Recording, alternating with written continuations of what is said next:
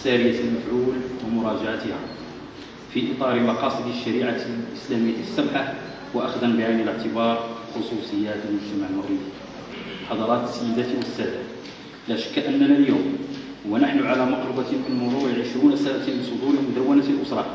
لا بد أن نستحضر باعتزاز كبير هذا الحدث التاريخي والوطني المتميز القائم على قواعد رصينة أساسها إنصاف المرأة وصيانة كرامة الرجل وحماية، إلى أنها وضعت لحماية جميع الأطراف المكونة لنواة الأسرة وضبط علاقاتهم ببعض وتعزيز الترابط والتماسك الأسري.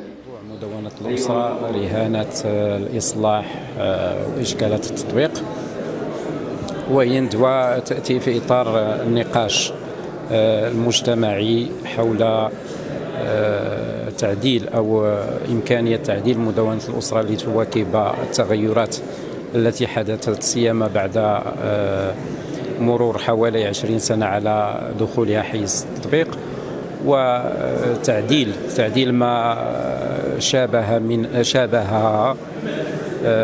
من اختلال في التطبيق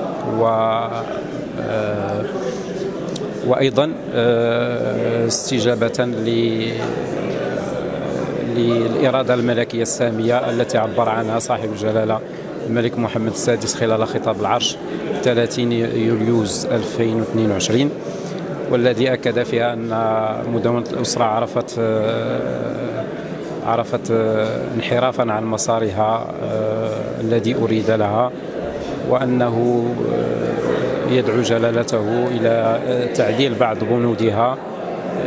إن أمكن ذلك لتواكب المستجدات الاجتماعية والاقتصادية. إذا كان علينا الله بملك سديد له رؤية سامية، إذا نتمنى له النصر السديد. علاش؟ لأن في الخطاب ديالو كان واضح، إذا ما نكونش مزروق، الخطاب ديالو واضح وكان موجها توجها صحيحا. إذا هنا لا بد أن يكون تعديل مدونة يخص كما قال الأستاذ بنودا معينة فيها طبعا خلاف أو فيها تجاوزات معينة، فيها اختلافات، وكذلك أن تكون ديالنا اليوم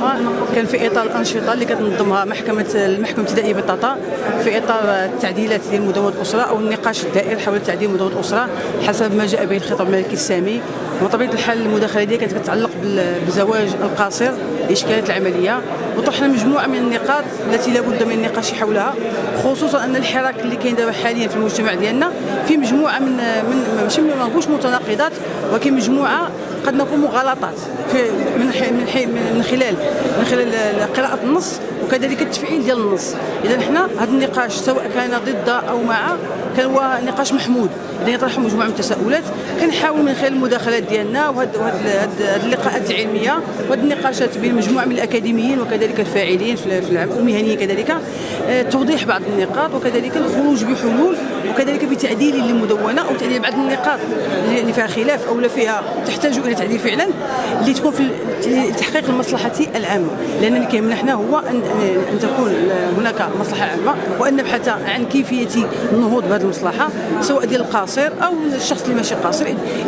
إذا لابد أن نبحث عن الوسائل الكفيلة أو الآليات التي تمهد لتعديل المدونة تكون في مصلحة الجميع دون أن تكون هناك خلفيات معينة. اليوم نحضر أشغال الندوة العلمية التي نظمتها المحكمة الابتدائية بطاطا في إطار برنامجها الثقافي. الندوة تلامس وتتحدث عن موضوع مهم ألا وهو مدونة الأسرة، إشكالية تطبيق ورهانة الإصلاح.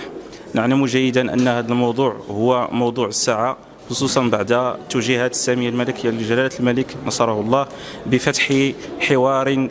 فعال لتعديل مدونة الأسرة. نتمنى لأشغال هذه الندوة السداد وكل التوفيق. في إطار البرنامج الثقافي المصدر خلال هذه السنة بالنسبة للمحكمة، يعني كان هذا اليوم أول نشاط ثقافي وكيتعلق بتنظيم ندوة في موضوع مدونة الأسرة، إشكالية التطبيق ورهانة الإصلاح. هذه الندوة التي كانت بشراكة مع مختبر الدراسات القانونية على صعيد